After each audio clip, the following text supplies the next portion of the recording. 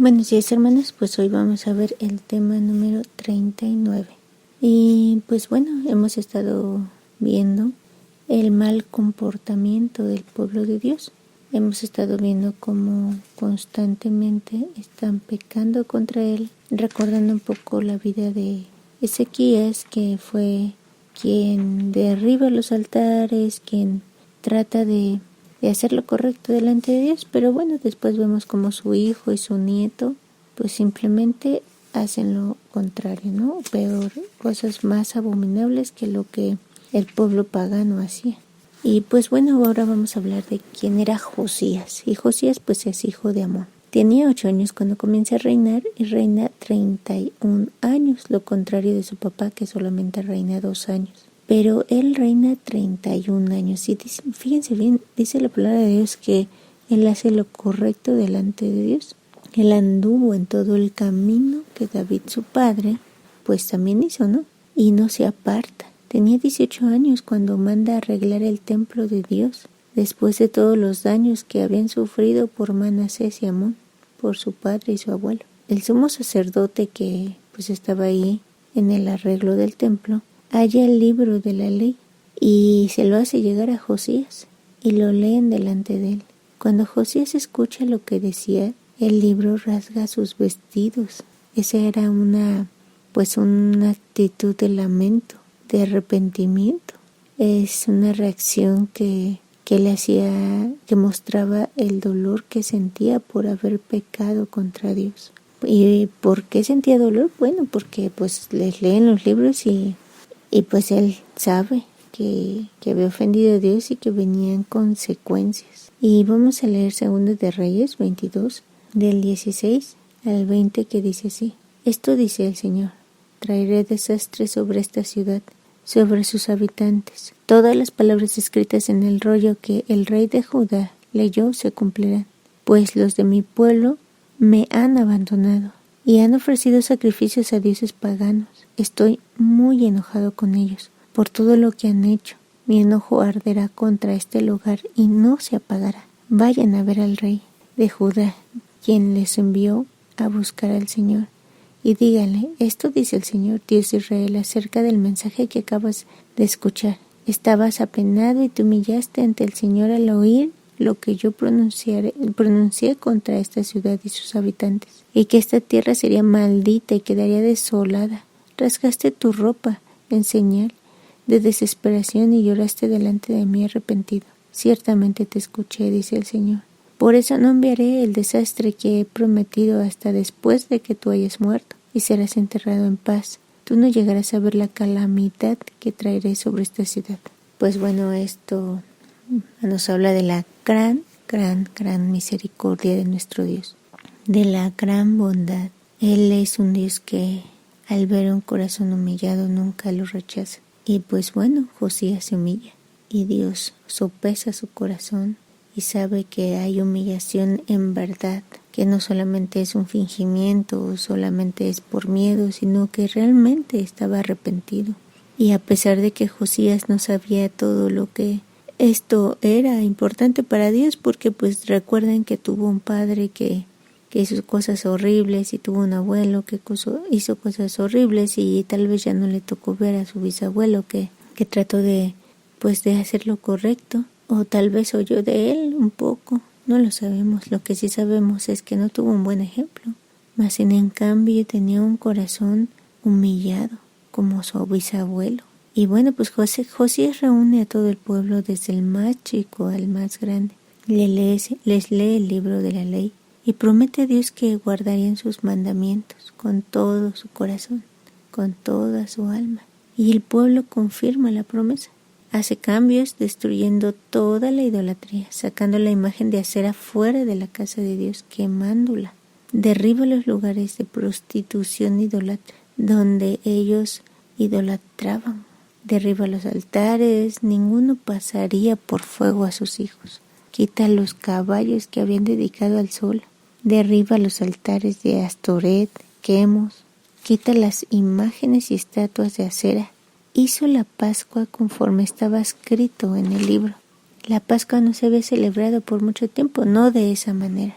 Él tenía 18 años cuando empezó a celebrar la Pascua. Elimina a los encantadores, adivinos y a todas las abominaciones que se veían en la tierra de Judá y en Jerusalén. El faraón Necao era un aliado de Asiria y Josías decidió impedir a Necao y a su ejército que se unieran al ejército de Asiria para que lucharan contra Babilonia. Y bueno, ahorita vamos a ver el por qué esto nos hace mención la palabra de Dios acerca de este faraón. Pero antes de seguir ahí, pues vemos todo lo que Josías hizo. Todo esto lo pueden leer en el libro de Reyes, a donde yo les mencioné, del capítulo 22, lo pueden estar leyendo para ver todo lo que Josías hizo.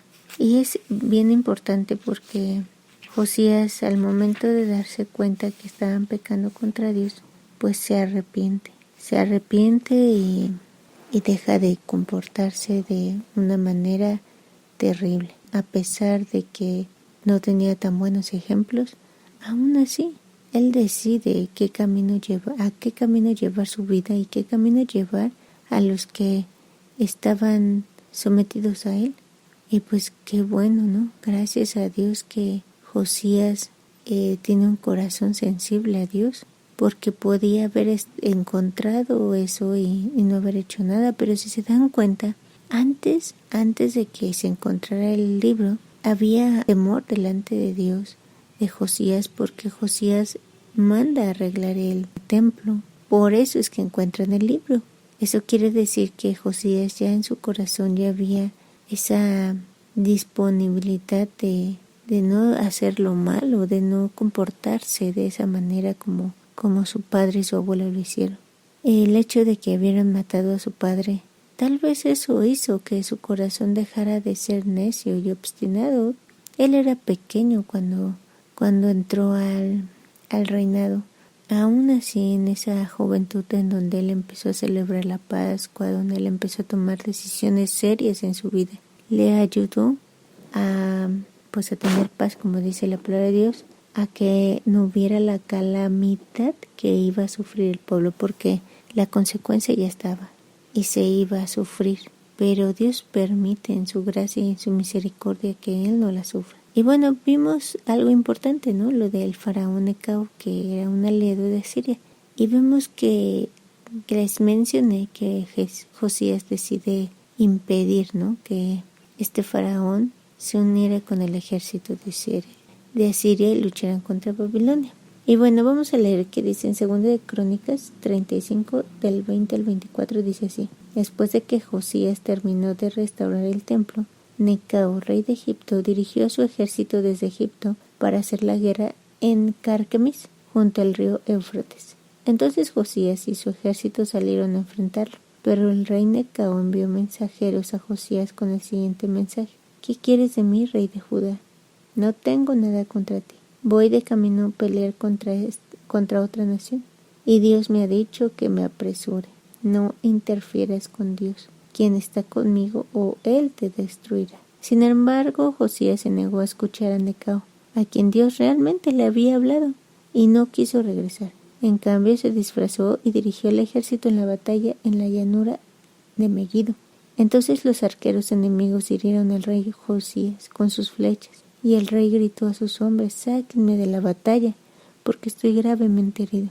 Así que sacaron a Josías de su carro de guerra y lo pusieron en otro, y luego lo regresaron a Jerusalén, donde murió. Lo enterraron allí en el cementerio de los reyes, y todo Judá y Jerusalén hicieron duelo por él. Esto que les mencionaba de este faraón. Josías no se da cuenta que en verdad este faraón hablaba de parte de Dios.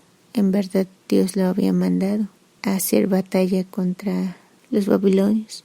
Pero Josías temía de que él se estuviera haciendo una alianza con Asiria, con el rey de ellos, para acabar después con Israel, con Judá. Y por eso tiene miedo, y por eso pues no hace caso, ¿no? Los teólogos llegan a comentar que Josías pensaba que al momento de derrotar a los babilonios, después seguían ellos. Entonces, por eso Josías pues hace eso, ¿no? trata de impedir y bueno, pues como dice aquí la palabra de Dios, y como él le dice, ¿no? Le advierte, Dios me ha dicho que me apresure. Y luego dice, no te interfieras con Dios, quien está conmigo, o él te destruirá. Y pues ciertamente muere Josías. Su miedo le llevó a hacer esto, que fue parte de lo que su bisabuelo también cayó, ¿no? Él permite entrar al enemigo a su casa. Y bueno, eso más adelante va a causar la destrucción del pueblo. Y aquí Josías, el miedo, la falta de confianza a Dios, pues le lleva a tomar esta mala decisión. Podemos aprender mucho de Josías. Primeramente que no hace lo mismo que su padre ni su abuelo, no se deja llevar por nada de eso, a pesar de que puede tener demasiada influencia de ellos, no cede. También vemos un corazón entregado y decidido a acabar con toda la idolatría, entregado a Dios. Pero también vemos miedo, ¿no? Al final, desconfianza, a pesar de que pues él había avanzado mucho en todo lo que había hecho. Estaba en ese contentamiento con Dios. Y como vemos cómo el corazón también llega a tener miedo y ese miedo puede destruirte.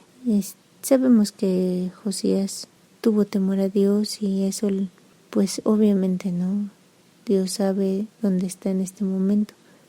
Pero lo que sí sabemos es que lo que la palabra de Dios nos revela es que ese corazón otra vez del hombre tan frágil y débil, que a pesar de que pues pareciera ser, ¿no? De que estás tu vida bien firme delante de Dios, en cualquier momento puedes fallarle o puedes terminar en una situación avergonzada por no temer, por no confiar totalmente en Dios. Y pues esto le pasa a Josías. Al final pues él teme que después sigan ellos y pues no había confiado totalmente. O tal vez sí y fue un desliz que él tiene, pero este desliz le llevó a la muerte.